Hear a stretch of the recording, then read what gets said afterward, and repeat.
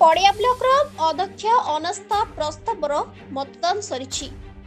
मालकानगिरी जिला पड़िया ब्लॉक अध्यक्ष श्रीमती जमुना मुसाकी विरुद्ध में अनास्था प्रस्ताव मतदान प्रक्रिया संवैधानिक नियम अनुसार आनुष्ठानिक भाव पड़िया पंचायत समिति परिसर में सभागृह अनुष्ठित हुई मतदान प्रक्रिया संपूर्ण हुई।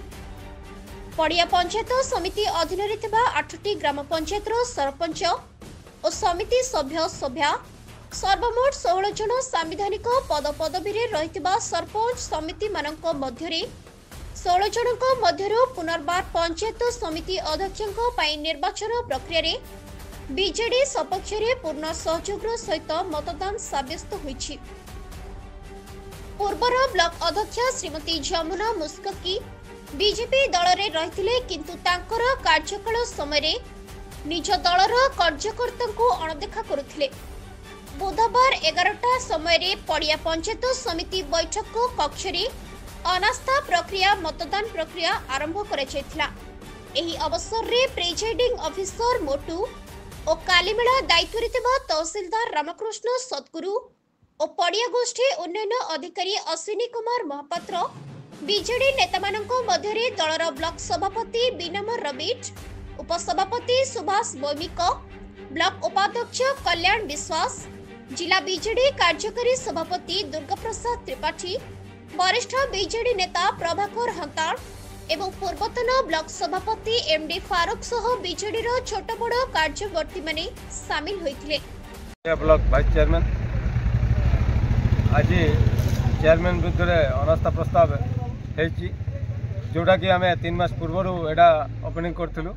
डिस्ट्रिक्ट टीम तथा पड़िया ब्लॉक टीम एवं समस्त सरपंच समिति समस्त द्वारा समस्त साहाय्य आज से भोटिंगटा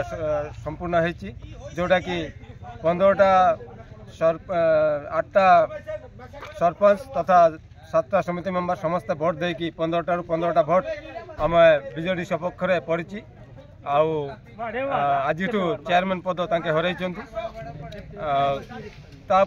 नुआ चेयरमैन होगापाई आम समस्त बसिक आउ थे निष्पत्ति नबू एवं बीजेडी तरफ ही आउ थे नुआ चेयरमैन बस। Thank you. आज पड़िया पंचायत समिति अध्यक्ष श्रीमती जमुना मुसाकी को अनास्था प्रस्ताव माध्यम रे हटाई दिगला। विशेषकर विजु जनता दलर जो गड़ भाव पड़िया ब्लॉक रे तांकर जो अपरागता से दिगरे हमें आलोचना करके हमें समस्त सरपंच समिति सभ्य दलर कर्मकर्ता जिला नेतृमंडली एकजुट हो पंचायत समिति अध्यक्ष पदवी आम हटाई देचु। विशेषकर आगामी इलेक्शन रे पुनर्बार माननीय मुख्यमंत्री श्रीजुक्त नवीन पट्टनायक मुठा को ठाण करने उद्देश्य रे पंचायत इलेक्शन पुनर्बार आम केमती जीति पारबा एवं ए दल को आम केमती संगठित करि पारबा से उद्देश्य रे आउ एक नूतन भाव रे विजु जनता दलर एक नुआ चेयरमैन भाव गठन करने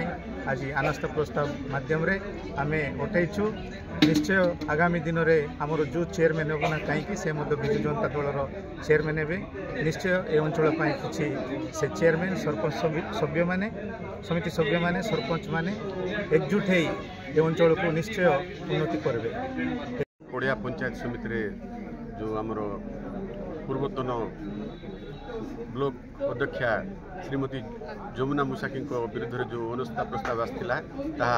सफलता सह सपक्ष 15 जन समिति मेंबर सरपंच भोट दे चेयरमैन पदर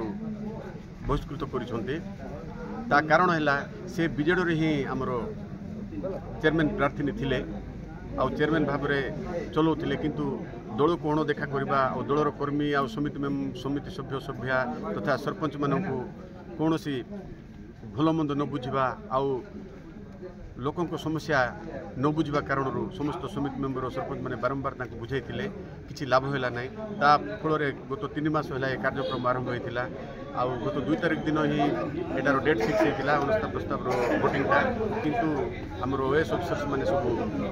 छुट्टी थे हो पारा ना आज किंतु कार्यक्रम बहुत सुरुखुरु समापन है आज से अध्यक्ष पद हरई तेणु आम अंचलवासी बहुत खुशी। धन्यवाद।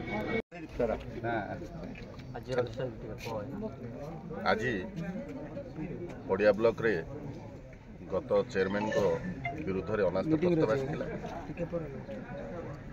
विजु जनता दलर आपने जानते गोटे श्रृंखलित दल आम दलर मुख्य पूर्वतन मुख्यमंत्री नवीन पट्टनायक महोदय दलर श्रृंखला को सदा सर्वदा सी प्रमुख दे आसती तेणु पड़िया ब्लॉक रे 8टी सरपंच 8टी समिति सभ्य पूर्वतन जो चेयरमैन थिले तांको विजु जनता दल तरफ चेयरमैन कराही कौन सी कारणवशतः दलीय कर्मी को से अणदेखा कले दलीय कर्मी ब्लॉक सभापति राबिड भाई भी चेष्टा कले बुझाइवाई जिला परिषद भी चेष्टा कले बुझाइवाई तथापि से बुझले ना तेणु आज समस्त सरपंच समिति सभ्य विजु जनता दल एक विरुद्ध में अनास्था प्रस्ताव आनी एवं अनास्था प्रस्ताव सपक्ष 16-18 भोट रु 2 जन अनुपस्थित रहिले 3 जन अनुपस्थित रहिले 15टी भोट सपक्ष आसी अछि। विजु जनता दल है श्रृंखलित दल दलर कर्मी विजु जनता दल प्रथमे तेणु दलर कर्मी मान जदि कौन प्रकार अन्याय कि अत्याचार हुए ये दल ग्रहण कर। थैंक यू सर जी कौन घटता कौन पंचायत समिति पड़ियार अध्यक्षा श्रीमती जमुना मुसाकी विभिन्न अनीति दुर्नीति रे लिप्त एवं पीआरए मेंबर मानक दुर्व्यवहार ये समस्त संक्रांत रे समस्त समिति मेंबर एवं सरपंच माने अनास्था पई एक रेजोल्यूशन करी संपृक्त अधिकारी को से लिखित अभियोग देथिले तो चलित मास 2 तारिख रे ही no confidence motion date fix होता किंतु भुवनेश्वर रे बीएमसी कमिश्नर को अतिरिक्त कमिश्नर को माध्यम घटना रे समस्त ओएस ऑफिसर माने स्ट्राइक करथिबा सकाशे 2 तारिख घुची जाइथिला। आज आनुष्ठानिक भावे 15 जन भोट देइछन्ती सपक्ष रे आ विपक्ष रे कोनसी भोट जाई नै से तांकर चेयरमैन पदवी से लॉस्ट कर जाइछन्ती से बीजेडी रु ही थिले बीजेडी रे थाई करी बीजेडी विरोधी से कार्य करथिबा सकाशे समस्त तांको प्रति